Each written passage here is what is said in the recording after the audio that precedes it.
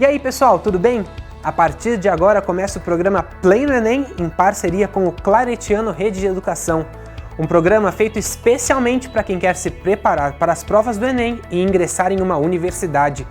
Aqui, além das aulas que são ministradas pelos professores do Claretiano Colégio, você fica por dentro das informações sobre o Enem. E você que ainda não decidiu qual curso escolher, fique ligado na nossa dica de hoje.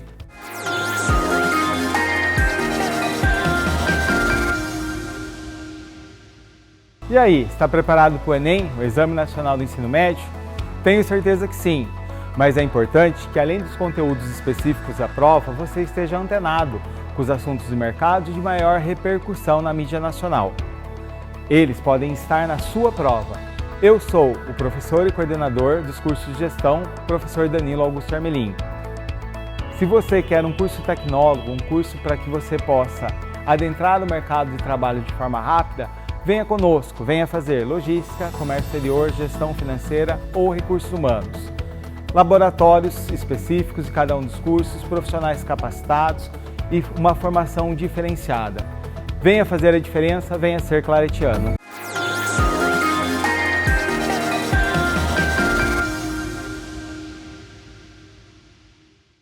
E aí, ficou interessado? Então vamos estudar.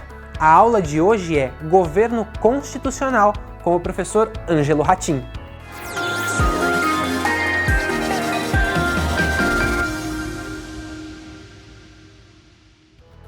Fala pessoal, na nossa última aula a gente terminou o governo provisório.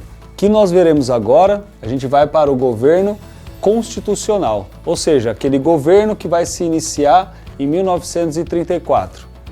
Vai haver a Revolução Constitucionalista, vai demorar quase 3 meses. O governo de Vargas, o exército do Brasil, ele vai ganhar dos revolucionários de 32. E bom, o que acontece a partir daí? Primeira coisa, olha aqui, a manobra do Vargas. O que ele faz? Ele não manda prender ninguém, ele não manda matar ninguém, ele vai anistiar. Claro, as pessoas mais ricas ele vai anistiar do crime de guerra civil, de incitação à violência e de atentado contra o Estado. Ele vai anistiar toda essa turma. Ou seja, ele vai pegar os mais, além disso, além dessa anistia, além desse perdão, ele vai pegar membros das famílias mais ricas de cafeicultores de São Paulo e vai pedir encarecidamente para que essas pessoas participem da Constituição. Olha que genial! A Constituição que começa a ser votada, pensada, discutida no finalzinho de 32, a partir do final da Revolução de 32, ela vai resultar, então, essa reunião, a seleção, a discussão, a formação da mesa dos constituintes, dos representantes dos cidadãos, vai culminar em 1934 com o governo constitucional. Então, estou falando com vocês o seguinte: o Vargas, desde o início, desde 1930, ele já estava fazendo modificações na política, na economia brasileira, dentre várias outras esferas sociais. Mas, com o governo constitucional, aquelas mudanças que já estavam em decurso desde o momento em que ele assume o poder, vão se tornar agora itens da Constituição. Ou seja, Vargas agora, a partir de 1934, está no poder de maneira legítima. Como que vai ser essa eleição? Claro que vai ser uma eleição fechada, vai ser uma eleição onde só os parlamentares participarão e evidentemente que Vargas seria o vencedor, Afinal de contas, não tinha um outro cara que poderia, que estava disputando as eleições, só estava Vargas, Curiosamente. Enfim, aqui você tem, o governo constitucional, você tem um resumo das modificações da Constituição passada para a de 34. Existem vários pontos aqui, claro que não vou ler todos eles, mas alguns eles são importantes, embora eu já tenha mencionado. Aqui, por exemplo, olha, proibição das diferenças salariais baseadas na discriminação por sexo, idade, estado civil e nacionalidade. Em outras palavras, é de 34 a ideia de que homem e mulher, desde que exerçam a mesma função, recebam o mesmo salário. A gente está em 2025, isso acontece? Mais ou menos, em alguns lugares mais, outros menos, em outros lugares não acontece ou nunca aconteceu. Mas veja, é de 34. Olha, né? Então, imagina que o trabalhador médio, você acha que ele gostou? Ele adorou. Você acha que a trabalhadora, né, a mulher que está trabalhando fora de casa, ela gostou? Ela amou, claro que ela amou. Ó, a proibição de demissão por gravidez, como eu tinha mencionado a vocês. Você acha que as mulheres não gostavam de Vargas? Evidentemente que gostavam de Vargas, né? Então, em resumo, gente, o governo constitucional, ele se configura dessa maneira. É o momento, então, que a Constituição é assinada, ela é passada do papel para a própria realidade e no decorrer do governo constitucional, a gente vai ter um problema, ou Vargas terá um problema, porque olha só, se, como havia estipulado a Constituição de 34, o mandato presidencial seria de 4 anos, isso significa que Vargas deveria governar de 34 até 38, sem reeleição. Ora, então, o governo constitucional, vamos imaginar, tenha dado tudo certo, seria de 34 a 38, só que você está vendo ali 37. Será que eu errei? Pode ser, mas nesse caso não. Quer dizer, posso errar, mas nesse caso não errei. Não errei, se eu não errei, é porque alguma coisa aconteceu. O que será que aconteceu? Aconteceu o seguinte, junto com a Constituição e etc., o Vargas ele está relativamente permitindo que as pessoas possam se manifestar também, porque uma característica muito importante, gente, que diferencia a oligarquia, o governo da oligarquia cafeicultora, dos cafeicultores, para o governo Vargas é o seguinte, até o governo dos cafeicultores, o político ele não fazia a menor questão de agradar ao povo ou agradar ao público. Era explícita a política de fazer modificações na Constituição, na estrutura, desde que seja para o usufruto dessa própria minoria. Isso nunca foi escondido e também quem porventura pudesse reclamar era reprimido. Ponto final. No caso do Vargas, não. No caso do Vargas, a gente vai ver depois ali no Estado Novo, isso vai ficar às claras, mas no caso do Vargas, você tem o início do populismo. Ou seja, o Vargas, ele está fazendo um tipo de política para estar no poder em que eu dou a sensação, né? O que é o populismo? Eu, enquanto político, eu dou a sensação ao povo de que eu gosto do povo e que todas as modificações na Constituição, nas leis e etc., elas são modificações porque eu sou bom. Eu, político, sou bom e eu quero fazer isso por vocês porque eu amo o povo. Você entendeu a relação. E por que isso é importante? Para chegar aqui, dentre essas diversas permissões de Vargas, vai criar partido político, representações, né, que a gente viu da Frente Negra e tal, manifestos seja por jornais, seja por revistas, vão surgir movimentos sociais que vão gradativamente tendo um peso cada vez maior. E do que nós estamos falando? Basicamente desses dois movimentos sociais que de alguma forma vão desembocar em partidos políticos, da A e B, ou seja, da Ação Integralista Brasileira, como se configura o integralismo aqui no Brasil? Anticomunista, cristã, conservadora e poder centralizado. Essas são as características da A e B. Por outro lado, as características da Aliança Nacional Libertadora. O que é a Aliança Nacional Libertadora? Quais são as características? Tendências comunistas. São comunistas? Não, mas tem tendências comunistas. Participação popular, reforma agrária, liberdade individual. Ora, por que eu estou falando disso, gente? Porque nós estamos fora do Brasil, vivendo aquele período entre guerras. Para você ter uma noção, ó, 1933, Hitler já está no poder.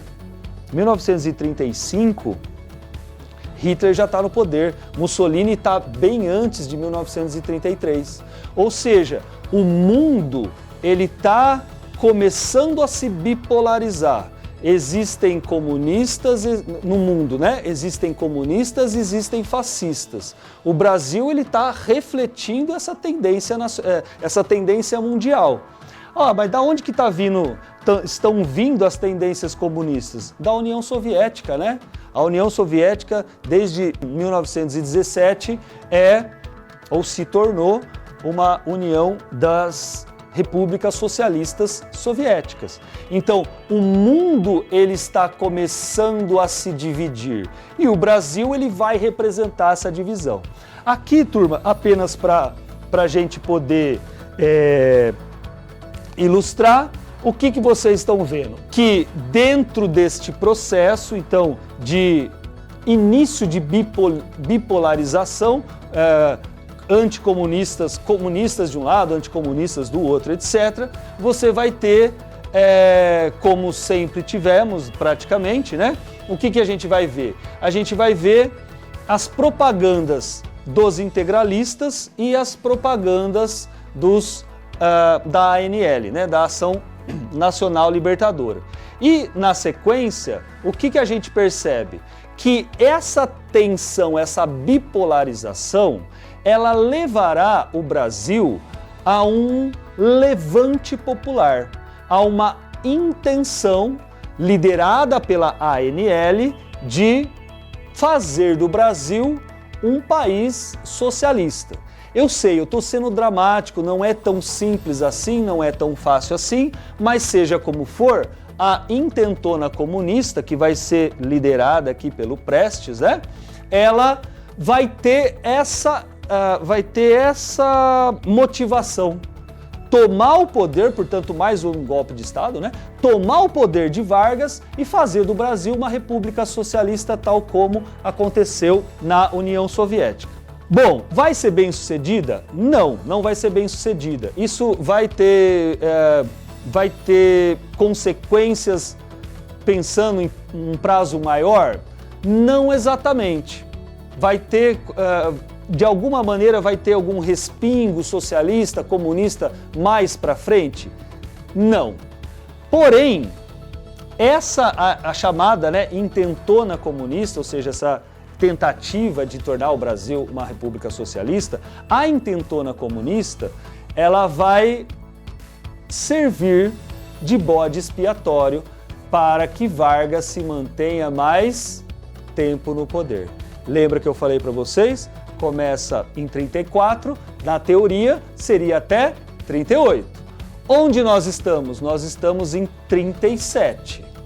O que vai acontecer com a realização da intentona comunista, ou seja, com a participação ativa, bastante pública, inclusive, de entusiastas ou militantes socialistas, comunistas, anarquistas, enfim, no Brasil, em nome deste ambiente, digamos assim, social-político, curiosamente, aqui você vai ter uma manchete, né, do Correio da Manhã, curiosamente, o Vargas, ou seja, o seu governo, vai alegar que encontrou um plano da esquerda brasileira, né, de Carlos Prestes, enfim, da ANL, para tomar o país. Então, em português, claro, o que eu estou falando para vocês?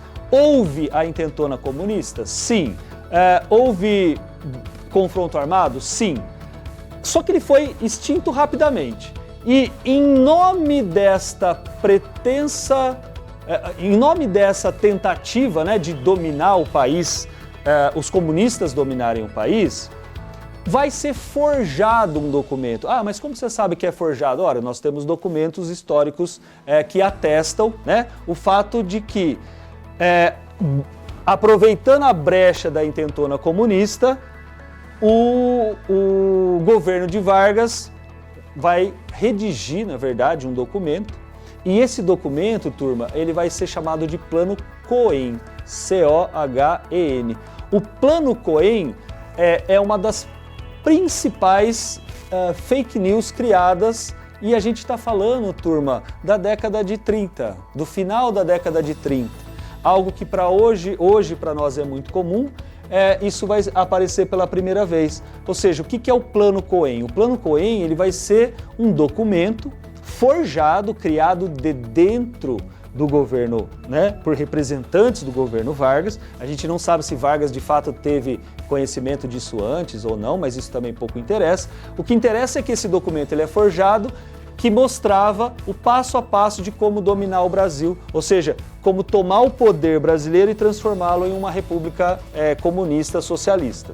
Então, em nome da segurança nacional, a gente pode avançar aqui um pouquinho, em nome da segurança nacional, em nome da família, em nome dos bons costumes, em nome de afastar do Brasil a ameaça comunista, o que Vargas vai fazer? Ele vai fechar o Congresso.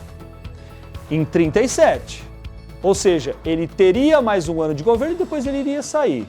O que ele faz antes de perder esse poder? E de novo, em nome da preservação da sociedade brasileira tal como era conhecida, ele vai centralizar o poder. Então, pessoal, esse tema, o Estado Novo, que vai se iniciar aí em 37, ele será o assunto para a nossa próxima aula. Espero vocês!